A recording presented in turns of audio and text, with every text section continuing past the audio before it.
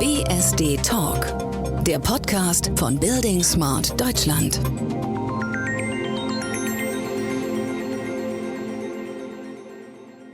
Zu Beginn des neuen Jahres gibt es natürlich auch wieder eine neue Folge BSD Talk. Diesmal allerdings ein bisschen anders. Denn diese Folge ist nicht im klassischen Podcast-Setting entstanden. Im Vorfeld des Anwendertags des dänischen buildingSMART Chapters am Ende des letzten Jahres habe ich mich am Abend mit Steen, Sunesen, dem Managing Director von buildingSMART Norwegen, zusammengesetzt. Wir haben uns ganz entspannt unterhalten und dieses Gespräch dann einfach aufgezeichnet.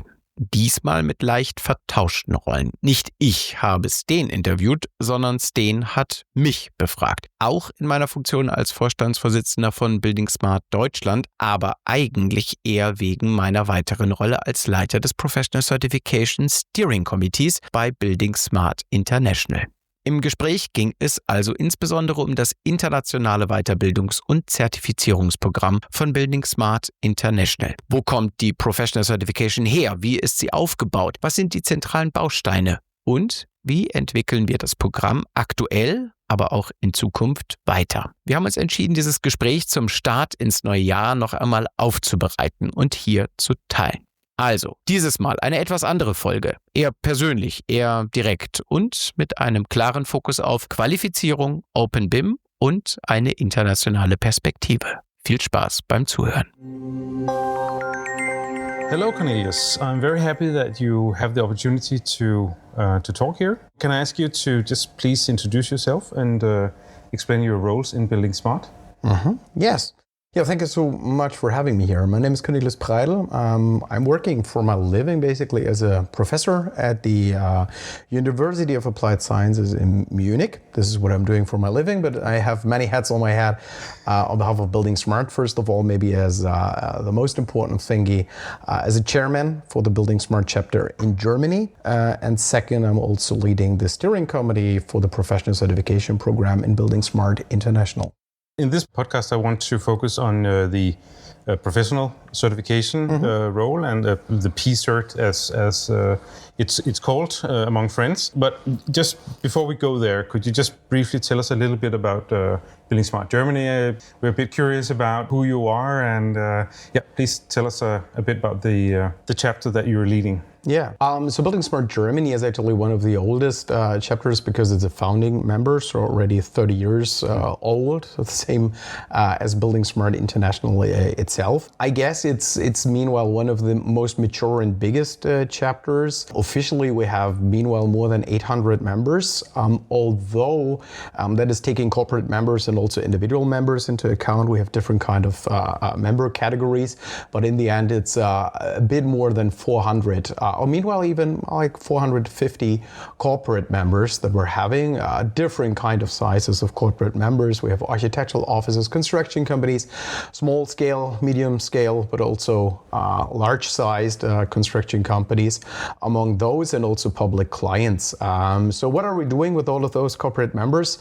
Well, many things. We have a few pillars that we as a buildingSMART chapter are doing. One thing is, of course, our events and conferences. So bringing people together, that is our communicate pillar, so that we're trying to find synergies between those people with just doing networking, discussions, and these kind of things. But the second thing that we're also doing is that we're bringing these people together in working groups and domains. We have a couple of different working groups in the different areas and domains that we're covering.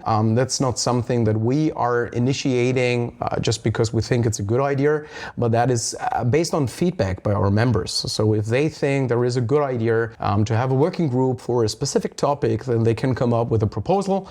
They have to have a good idea and a good plan. And then this is endorsed by the board, so the entity that I'm heading as a chairman. So we have to review it, we have to go through it, and then think of actually if this is a good idea. But also we have other programs like, for example, the professional certification, so something very specific what we're doing, so what we can offer actually to the market. And not to forget, of course, we have a very strong bond to the international community, so we're also trying to be engaged and committed, being in touch with our other friend buildingSMART chapters, but also with the global backbone. So many things that we're doing. Yeah. And just before we started this this recording, you talked about your many work groups. Mm-hmm. Was it 16 work groups you have? Yeah, that's meanwhile 16 working groups, and we have them categorized in different categories. Main categories, we have construction, we have infrastructure, we have various topics, you could say. It's about data exchange, but also the certification topic. And yeah, I'm like, that's a very colorful mixture of different kind of topics. But I'm like, the backbone for all of this is our members, because that is something that, of course, it needs to be orchestrated, it needs to be facilitated. Maybe something that's also important to mention, work needs to be orchestrated and organized and managed and so on. And this is also with all of our corporate members that also pay membership fees, that we can afford to have a management office, quite a strong management office with meanwhile almost 20 people working there for the different kind of things that needs to be done, right? The event organization, but also of course the whole orchestration of these working groups, but also the engagement with buildingSMART International, all of these kind of things that needs some helping hands, and this is what we can afford, mainly through our membership fees, but also through revenue streams that we're having, for example, with professional certification. Yeah, right. It's fantastic that your management office is bigger than buildingSMART International's. I think that's pretty amazing. Yeah, it is. So, yeah. But now to the P-Cert program. Yes. Tell it what it is. Well, this is also what I'm doing when I'm introducing basically baseline stuff, the baseline competence of building information modeling to my students. It's, well, of course, it starts also with technology and these kind of things, and that's very important, but it's not the whole thing. It's not all the puzzle pieces that you would need, because what comes on top is, of course, processes and its standards and guidelines and these kind of things, but all of these puzzle pieces still don't make sense if you have people. People that bring technology within processes all together, and if you, well, then also bring in best practices in terms of guidelines and so on, et voila, you have the magic soup. But the problem is still having skilled, capable people. And this is something that I guess that was even heavily underestimated in the beginning years of buildingSMART International. I guess that is anyway something, it's not a complaint, but it's maybe even more a matter of fact that BSI used to be a very techy thingy, right? So that we have been cooking in our own bubble, in a very technical bubble. And that has meanwhile fundamentally changed, because we're now focusing a lot more that it takes people, and not only a few, a lot of skilled people, because we're also facing problems with a shortage of skilled workforce in many different areas, and digitization will help us with a lot of things in terms of productivity and so on, but well, we have to bring skilled people. And this is what professional certification is basically about. So we want to bring knowledge to the people, and we also want to certify that if people have gotten that knowledge and have proven that they now know certain contents, but it's not only about knowledge, it's also about application. So if they have proven that they are able to apply their knowledge in terms of getting something done, getting a task done, then it's also that this is certified capabilities in the end. How does this certification, how does that help the industry or the organization who sent a person or the individual person of the project? How does that help? Actually twofold, because there is two positions, as we always have that actually in construction industry. First of all, if you are, for example, the client, you require people within your project, for example, on contractor side. So there needs to be skilled people. So in order to get the job done, it's not only that you describe what is the thing that you want to have, it's also about describing what kind of people should be on the other side to get the job done. This is one thing, but on the other hand side, for the organizations, of course, that you want to make sure that if you hire somebody or if you want to promote somebody to be able to take in a role in order to get some job done, then it's also very helpful to have somebody with certified knowledge or certified capabilities to get that job basically done. So certification program, it's not just certification, it's a training program and then certification of that you have actually understood and can apply it. Exactly. Now, I guess we have to get back into how does it actually work. So what we are doing on behalf of buildingSMART International is, first of all, that we're focusing on the student's journey. So what we we are looking into is basically what is the journey for somebody who wants to ramp up building information modeling knowledge, and specifically around how to apply openBIM on a journey. So how it works is basically that we start according to the Bloom's taxonomy. Bloom's taxonomy is in the end just actually, it's describing how your journey starts with, first of all, getting the knowledge and being able to repeat the knowledge, but we all know that this is not actually the essence of learning. What is actually the holy grail of learning is that you can then also apply the knowledge, right? And this is reflected by a layered pyramid diagram, basically.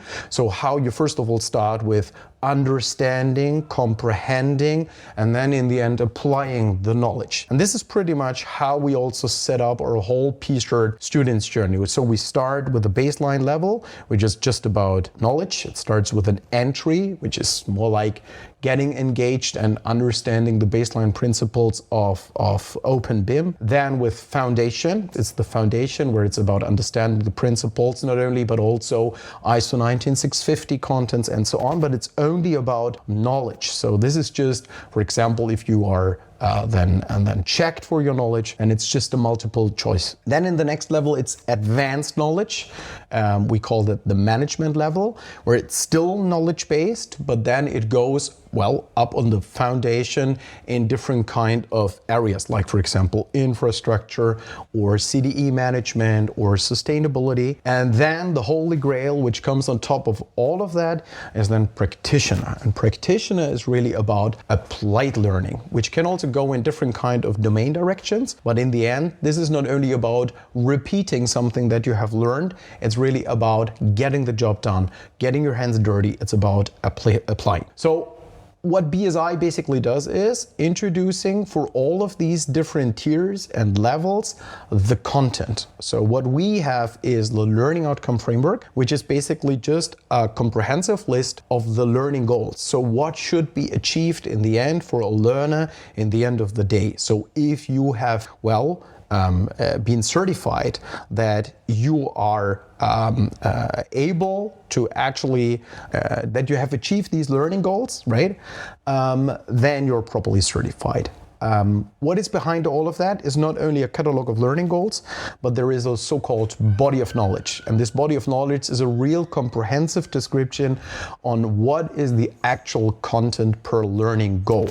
Right? One of the learning goals, for example, for foundation could be understanding what openBIM is about. This is just the goal, right? And then behind this one, we have a body of knowledge where this is properly explained. This is the only thing what BSI basically is doing. Now, this is given to training partners, which is not BSI. BSI is not giving any training, but we're getting engaged with training providers that can be commercial training providers out there in the industry, and they are giving the teaching, all the courses and so on, so that people get the knowledge. And in the end, all of the students, after taking the courses, are getting back again to BSI, and BSI is taking then the exam. So BSI is then actually acting as certifier, right? And nothing else. So it's not that BSI is doing one thing at all, but BSI is mainly focusing on the content. That's a big program. So it is. And you said that buildingSMART Germany is actually one of those countries who have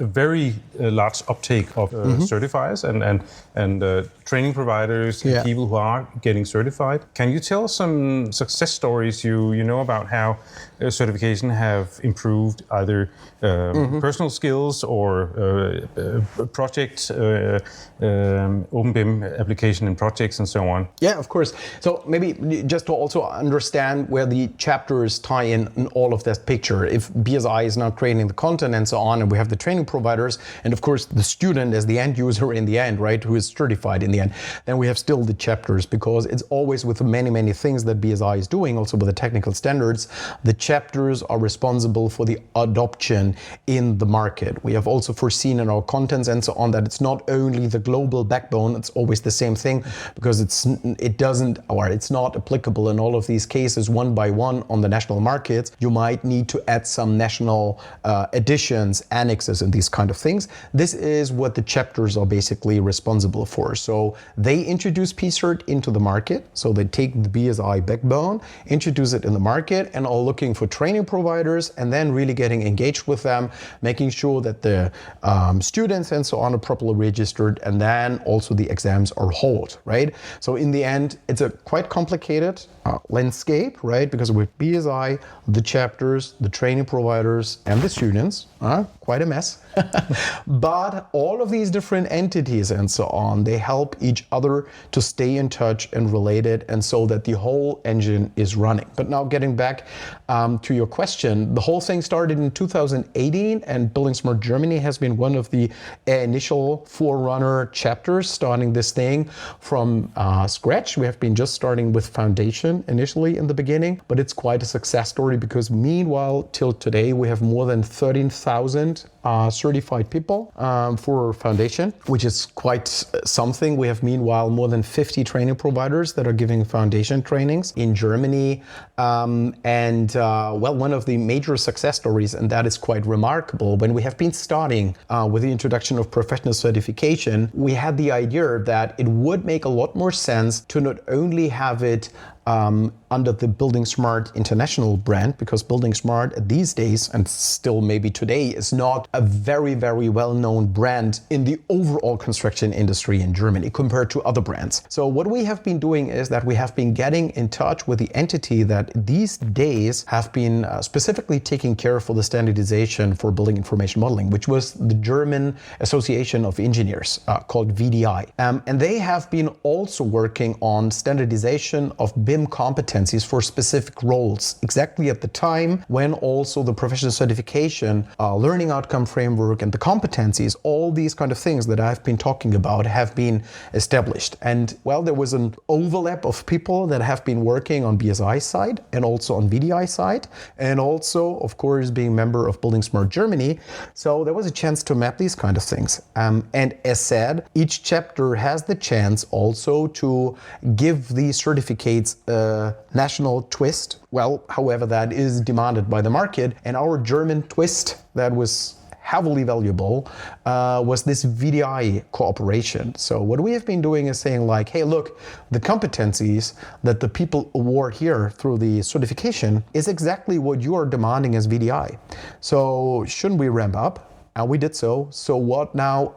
All of the certified people in Germany get is not only the certification by buildingSMART International, there is even the VDI stamp on it. Like, it's a fun fact that nobody knew buildingSMART before, but suddenly through, well, not through IFC and things like that, but suddenly through professional certification, everybody knew buildingSMART. Just because VDI is well known in Germany, much more known than buildingSMART itself. And this made obviously now the job. And we have a lot more of these success stories, because a pretty similar thing also happened in Austria. So doing a great job compared, of course, to their population and these kind of things, because it's a quite different market. Similar like Germany, because not even because of the language, but also the building culture. But they did similar ramp up with the Zentrale Technikerkammer, which is also something like an association. And another success story, which is quite interesting, that more and more national chapters are now mapping the professional certification program with national governance mandates. For example, Singapore. In Singapore, in public awarding, you have to prove that if you are applying as a contractor, that you have enough sufficient capable people. And they have introduced a competence category, where one of these roles is the digital delivery manager, with different tiers. And that also defines competences. And what they have been doing is ramping up with the Singaporean government, and they have been saying, look, I mean, like, all the competences that you are requiring in this tier exactly maps to the professional certification foundation level, for example. would you maybe mind if, well, somebody who has the foundation certificate automatically applies for this level of the digital data delivery manager? And yes, that is meanwhile in place, meaning like all of the people globally that have the foundation certificate automatically would apply for exactly that tier of the Singaporean data delivery manager, which is really great because I mean, like, this is also making now a very different sense of having a global certificate, because this is something which might sound, first of all, right, amazing because a global thing and so on, and then what should I do with it? But automatically, by having that certificate, you're automatically able to, well, in principle, to apply for a single project in terms of you could fill in this role because you have sufficient competencies. And this mapping, what actually the market demands in terms of skills, finds its puzzle piece, right, that sticks into each other basically through this certification program. And there is not really a lot of comparable other mechanisms, certification schemes and programs and so on that works like this. I think it's really interesting what you're saying now, because what buildingSMART is usually known for is the IFC standard and BCF and IDS now also, and data dictionary services and so on. But those are to be considered as enablers. They do not create value in itself. Yes. They create value if they're used to support some business case that create value, and the knowledge to do that, that is actually the core of the certification program.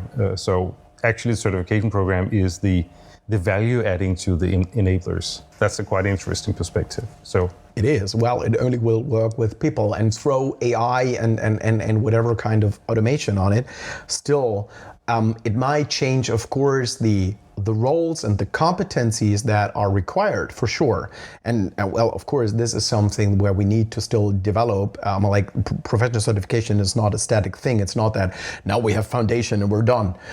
No, but it's a dynamic landscape of tiers of these different levels and so on. And it's just the start of a journey where we have to put a lot more profiles and levels and these kind of things on top. But there will be always people in the end, some kind of a driver's seat that have to orchestrate, even, well, as already said, if AI is entering the game, to orchestrate all of these processes. It's just the competencies that gonna change. It will be new competencies that are required, but still there will be competencies. It still will take people. So in the Nordic countries, for example, I believe there are probably other countries where the same principle apply. There's simply not the same tradition for using certification. It's not really a requirement, or is not being favored by clients or during procurements. And for those ecosystem or countries in that situation, how can the certification program still add value if it's not really a hard qualifying criteria? For example, as in Singapore, you have to be certified in order to get the job. If that's not the situation, would you still recommend, for example, in Norway, to actually provide also in Norway a certification program? But it's also not that in Germany this certification thingy is the thing, right? Among of our certified people, there is a lot of them that are not certified just because they want to qualify for specific projects. It's in many cases, it's the intrinsic motivation for not only the individual, but also for the company to get their people properly certified and skilled people, right? So that they send them to training courses, but not to any kind of random software trainings, but specifically to get them ramped up in terms of openBIM, so that they have the baseline competences that then they can apply with whatever kind of software. That doesn't really matter, because I mean, like, it used to be that this educational landscape has been very software tool driven. So what I mean that the competences have been always tied to some, well, how do I apply this software and this software and so on. I'm not saying that this is wrong, but this is also flipping things a bit upside down. It's more like focusing on why are we doing something, right? What is the core essence and what is the goal and why are we doing these things? It's pretty much like read ISO 19650. It's not a pleasure to read it, but to get a training around it by somebody who has read it, understood it, and is giving you the core essences so that you understand why the hell are we doing all of that, to then have this baseline understanding, to then apply it with whatever kind of software it takes. And this is, by the way, also something that we now see is that a lot of these software trainings that have to be there before on the market, that maybe didn't really have that reasoning around it, all of that very critical context and so on now, they are now wrapped up and they're actually have this foundation now, like literally our foundation. And then on top, you have the software training that gives also the people that have the training a lot more context, knowledge around it, why they are doing that. And what I see still is that, of course, the demand specifically by clients, there will be an uptake. Well, at least this is what we're seeing now also in Germany. And maybe currently we don't see it because we have still a distribution in terms of majority in the market. But as already said, there is new competencies that are coming in that will develop quite rapidly. Like, let's just think about AI. And I think that this is really something where is a way forward to really have also new directions of development where you really learn something new that's gonna be heavily required very, very soon. So getting ready. I'm not saying that all of the engineers now have to be able to train AI models, but that there is a good reason to understand what data is, how to structure your data, so how to get all of your data actually into information so that you are already well prepared when for a specific use case AI models need to be fed with data, and that you as an organization are prepared for that. So being AI aware, right? This is a skill which is heavily required, and if you as an organization are not really ready for it, it would be great to have a profile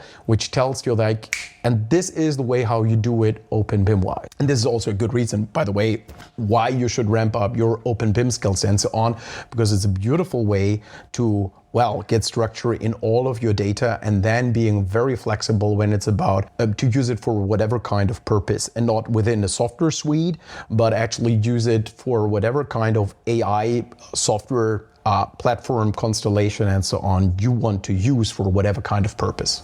So it's not, as you said, it's not really the certification in itself. It's the competence it provides to you as an individual or part of a company that give you the competitive edge, but also knowledge to bring your visions further and increase your business. So what is the can you just briefly explain if you have what are the future aspects of the certification program? Either short-term or do you have a long-term vision where it's going? It's already quite mature now. You said since 2018, so it's 7 years actually. So you have quite a lot of experience with it, quite a lot of people who are certified. Where do you see this is going? So meanwhile, all in all, we have 27K certified people globally. So, and of course that will grow. But given, of course, the amount of people that we have in our industry, that's still by far, it's still a way to go, I'd say. Where we still have an Achilles heel is a bit like in the middle path of the student journey. Because I've been talking about that. We have foundation, and then you can pick different kind of profiles in this middle advanced learning management level. The reality is that this is still quite thin. Where we are very strong is foundation, and where we are, also very strong is practitioner, which is this applied learning where you really get your hands dirty. But the jump in reality for a student, right? You start with foundation, and then you don't really have a lot of options, and you have to make the jump immediately to practitioner, which is quite a heavy thing, right? Because this is applied learning. It's really about exercise. It's about modeling. It's about understanding what is a BCF issue and how to create it, how to create also an information delivery specification. All of these kind of things are included there. Not everybody wants to go there, at least immediately. Hopefully everybody will want to go there at some point, but this middle base, right? This is still something which is, it's not missing, but it would make a lot of sense so that all of the students can really shape their own journey because all of these tracks and so on, according to in whatever kind of direction you want to develop, in what kind of journey the organization wants to develop for you or together with you in the best case, right? You want to pick carefully these different kind of steps. And this is not where we want to go, and it would make a lot of sense because it's still not as complex as you can imagine. Of course, the whole administrational effort around the applied learning stuff and so on. Just imagine that all of the tasks and so on, they need to be supervised, they need to be proctored and so on, they need to be reviewed. So that's a lot of administrative effort. Also comes with a price tag. So we need this middleware because this is only about knowledge stuff, so it's much easier to review, but still it has a value for everybody, right? And then still, it doesn't exclude that you can still code to practitioner, but it makes it a lot easier to digest and you can pick exactly the directions you want to go. This is something where we specifically going to focus a lot more on, and I guess that will be also a very healthy path and way forward to go into more innovative directions. Right? Because so far we have been just covering the baseline stuff. What is openBIM? What is ISO 19650? But I'm like, there is so many more things that are really, really interesting. Not only talking about the default domains like infrastructure, railway, and these kind of things. Let's talk about sustainability. So how can you actually make life cycle cost estimations properly using openBIM? Just think about the ESG criteria, something that now everybody is affected by. And there is a lot of productivity gains that you can get when using openBIM properly. Same thing applies for AI. I've been already mentioning that, right? So there is a way forward for all of these kind of things. It's all about not only technology, but also competencies. And we have to ramp up people specifically in these areas. So let's work on it. The first step would be knowledge-based, and that doesn't exclude that later on we can even build practical profiles on top of it. So not only understanding that structuring your data according to the openBIM principles makes sense, but also how to get it actually done, right?